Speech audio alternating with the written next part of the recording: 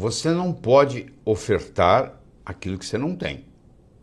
Se você não tem dinheiro, como é que você vai doar dinheiro para alguém? Se você não tem comunicação, como é que você vai se comunicar com o outro? Você só pode dar aquilo que você tem.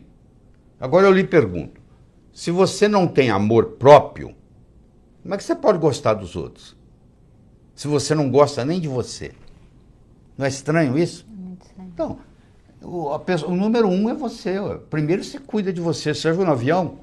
Lá vem a aeromoça lá e fala assim, ó, se por um acaso cair a concentração de oxigênio na cabine, vai cair uma máscara. Se você está com a criança, você faz o seguinte, você primeiro põe em você, para depois cuidar da criança. Ou seja, let me be a better me for me, and I'll be a better me for you. Deixa eu ser uma pessoa melhor para mim, eu serei uma pessoa melhor para você. Você entendeu? Então, eu só posso dar para você amor se eu tiver amor próprio. Então, eu tenho que aprender a gostar de mim mesmo. Porque é interessante, se eu gosto de mim mesmo, eu nunca vou me sentir sozinho. Eu tenho eu como companhia. Se eu gosto de mim, eu vou querer ficar comigo. Eu não tenho essa história. Aí a pessoa, mas como é que você não tem solidão? A solidão é você, aquele que não fez amizade com si mesmo. Tem gente que quer fugir, mora sozinho e quer fugir de casa. Você, para ser médico, você tem que fazer medicina. Você, para ser engenheiro, você tem que fazer engenharia. Você, para ser advogado, você tem que fazer direito, passar na OAB, etc. e tal. Você, para ser pai ou mãe, você só precisa copular. É só ter relação sexual que as crianças nascem.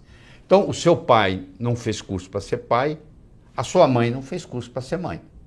Então, o seu pai e a sua mãe, na melhor das intenções, cometeram muitos erros com você. Como os pais cometeram com eles. Como você comete com seus filhos. Como seus filhos vão cometer com seus netos. Um grande erro que eu gostaria de discutir com você aqui agora, você que é pai, que é mãe, vai ajudar muito, é o seguinte. Olha que interessante. Qualquer palavra que eu falar aqui, ela tem uma representação visual na sua mente. Você quer ver? Olha, vamos lá. Vaca.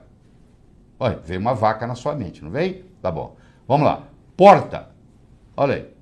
Veio uma porta na sua mente, não veio? Caneta. Veio uma caneta na sua mente. Agora, olha que interessante. Olha o que vai acontecer na sua mente agora. Olha. Não. Veio um vazio, não veio? Não existe uma representação visual para a palavra não na sua mente. Se eu falar assim com você, ó, não pense azul, o que você está pensando? Não pense numa maçã, nem com casca, nem sem casca, nem verde, nem madura. Você está pensando em quê?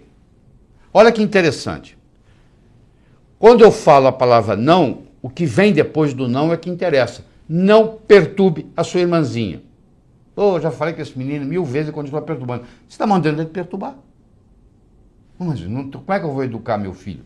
Você vai falar para o seu filho o que você gostaria que ele fizesse. O que você quer que esse menino faça?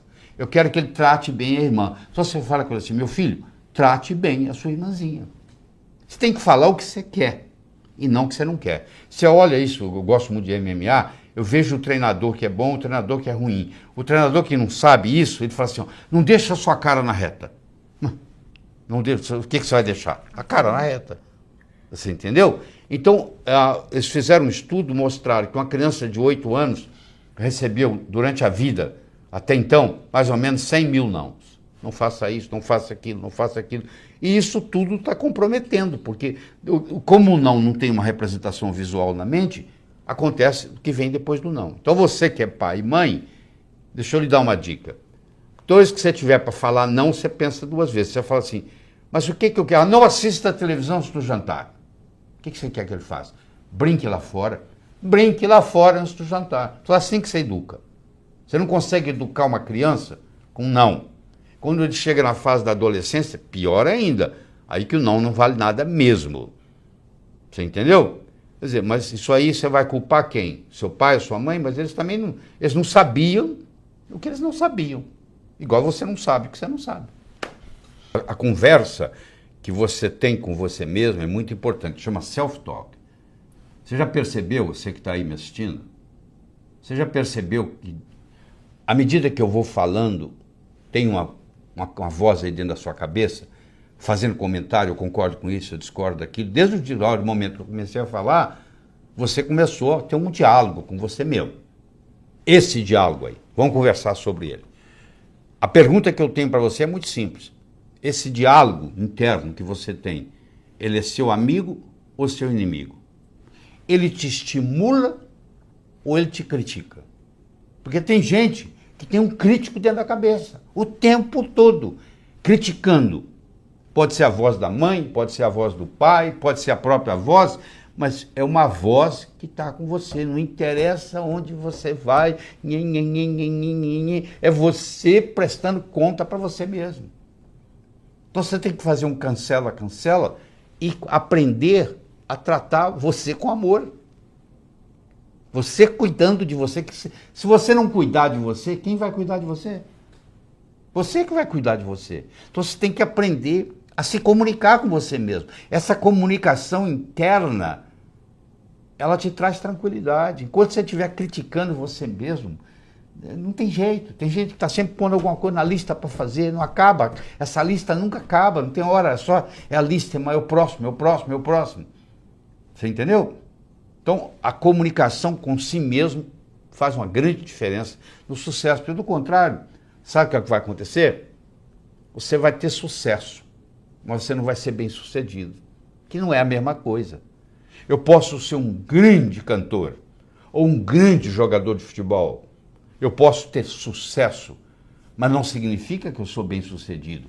Como é que está a minha vida familiar, minha vida social, como é que está a minha saúde, como é que está a minha vida espiritual. Ser bem sucedido é muito diferente de ter sucesso. Você pode ter sucesso numa coisa, mas aos 40 anos de idade você está infartado. Será que valeu a pena?